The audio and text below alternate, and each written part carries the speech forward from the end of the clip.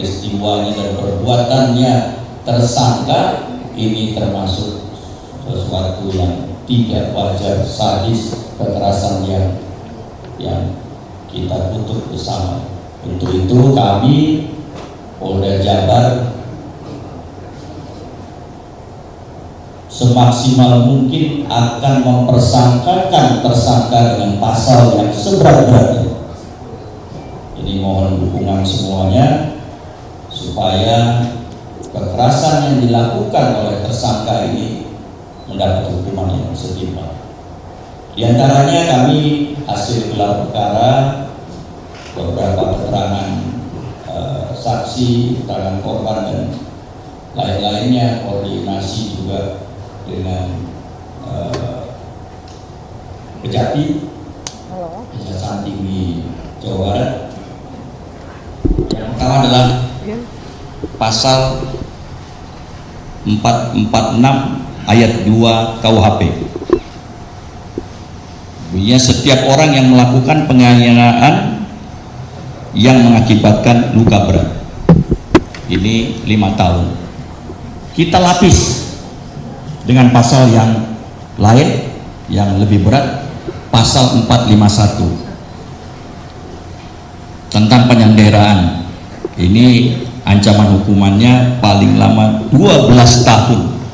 Ini kami akan lakukan persangkaan kumulatif, jadi digabungkan nanti. Yang ketiga pasal 446 ayat 2 perampasan kemerdekaan, ini ancamannya 9 tahun. Kami juntokan kembali, gandengkan kembali dengan pasal 126 ayat 2, yaitu perbarengan tindak pidana yang mengakibatkan luka berat, ancamannya 9 tahun. Dan yang terakhir sebagai informasi tambahan, tersangka ini adalah residivis karena pernah melakukan kekerasan serupa terhadap seorang wanita dan divonis dijatuhi hukuman 1 tahun 4 bulan. Ini terjadi di daerah Bandung. Rekan-rekan sekalian, selanjutnya saya ingin menyampaikan modus operandinya. Tersangka memukul korban dengan tangan kosong, benda keras seperti besi, menggunakan senjata tajam, menggunakan helm, menyudut dengan rokok, menempatkan korban di kamar kos dan tidak dibolehkan keluar, dikunci dari luar, dan ini dilakukan secara berulang-ulang dari tahun tadi bulan Mei 2024 hingga Juni 2026.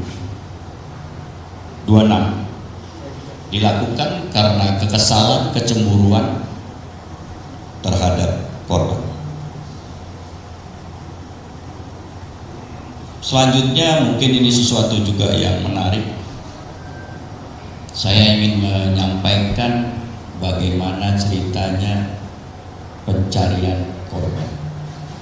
Dari tanggal 12 Juni tersebut, ini kami sudah membentuk sebuah tim diketuai oleh Bapak Wakapolda, terdiri dari para direktur. Tentunya yang paling depan adalah Direktur PPA, Perlindungan Anak, Perempuan dan Anak, Direktur Kriminal Umum, ini untuk teknis pencarian dan sebagainya, didukung oleh Direktur Kriminal Khusus untuk di bidang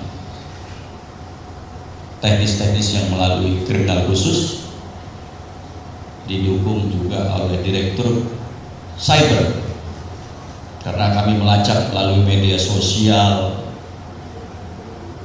tayangan-tayangan lain, dan yang terakhir juga kami tidak menutup kemungkinan untuk melibatkan Direktur Narkoba, apakah yang bersangkutan ada terkait narkoba atau tidak. Kami menelusuri semuanya seperti tayangan yang terlihat di atas, seperti saya ke Cimahi, ya pelarian, kemudian ke daerah Tangerang. Ini semua kami telusuri, transaksi di Cimahi, transaksi di Tangerang, tidur di pompa bensin dan sebagainya. Dan terakhir tanggal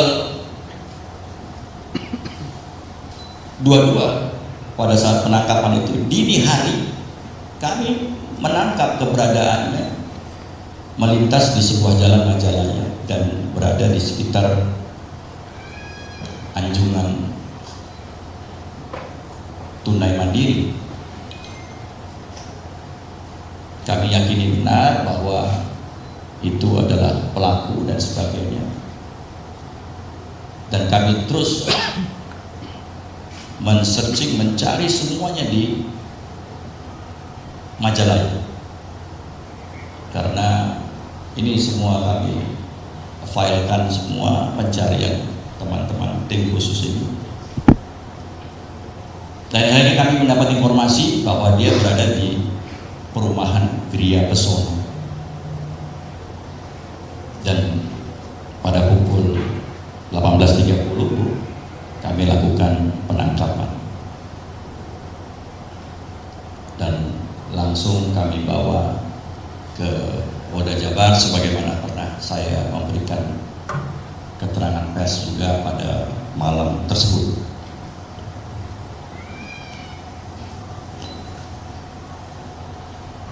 Rekan-rekan sekalian, kepolisian daerah Jawa Barat juga telah melakukan beberapa upaya-upaya penyidikan.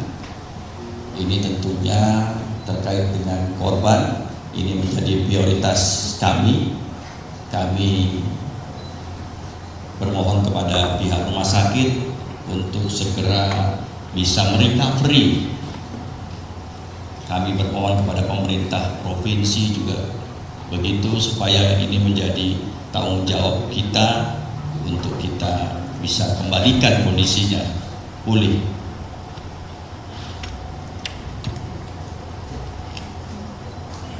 Kami telah melakukan beberapa langkah penyidikan, diantaranya adalah visum et repertum, tapi mungkin mohon maaf karena peraturan saya tidak bisa menjelaskan seperti apa yang kami temukan dari hasil itu, tapi sudah dapat juga informasinya bahwa ini sangat sadis.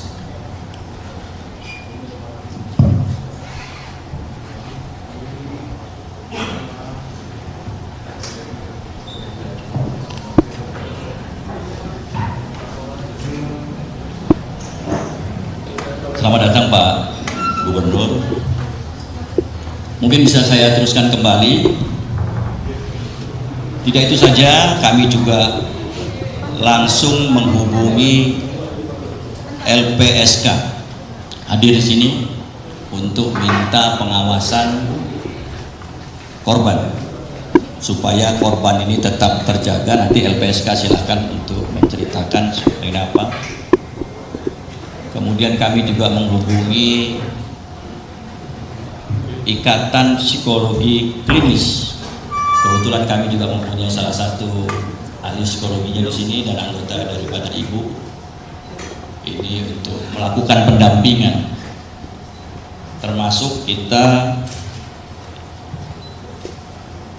memeriksa, mendatangkan psikiatri untuk memeriksa tersangka.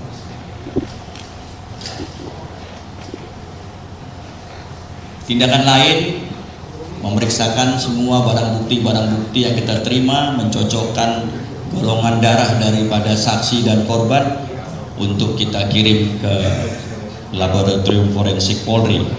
Beberapa barang bukti nanti tidak bisa kita tampilkan sini, tapi sudah ada fotonya karena sudah berada di laboratorium forensik.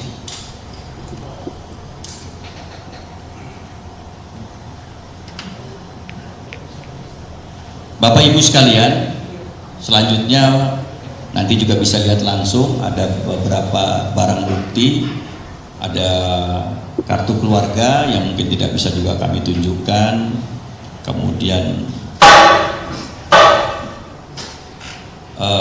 beberapa foto, beberapa juga ada foto kebersamaan tersangka dan pelaku pada sebuah peristiwa. Ada jaket hoodie yang tadi kita lihat di tayangan CCTV tadi, itu juga sudah kita amankan. Helm yang digunakan untuk memukul muka dan kepala, itu juga sudah kita amankan. Awalnya helm ini berwarna merah, kemudian sama tersangka dirubah menjadi warna hitam.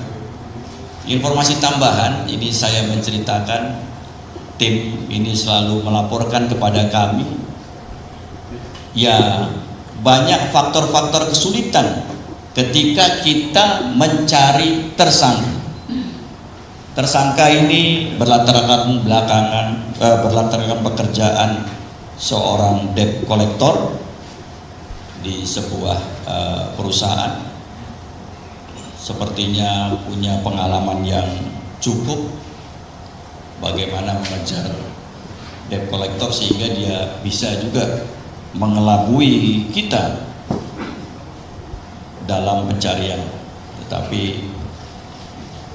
kemanapun kita cari dan berkat dukungan masyarakat semua dan bantuan Allah Subhanahu wa Ta'ala, kita dapat menemukan yang bersangkutan. Untuk beberapa barang bukti nanti bisa langsung dilihat dan semuanya di situ disajikan, di display juga. Itu mungkin informasi yang saya dapat sampaikan tentang kronologis, modus, dan apa yang kita persangkakan, barang bukti dan lain sebagainya. Selanjutnya telah hadir bersama kita beberapa pejabat dari Menteri Bapak Gubernur. Kami berikan waktu untuk menyampaikan statement kepada pihak media. Kita mulai dengan Ibu Menteri. Silakan Bu.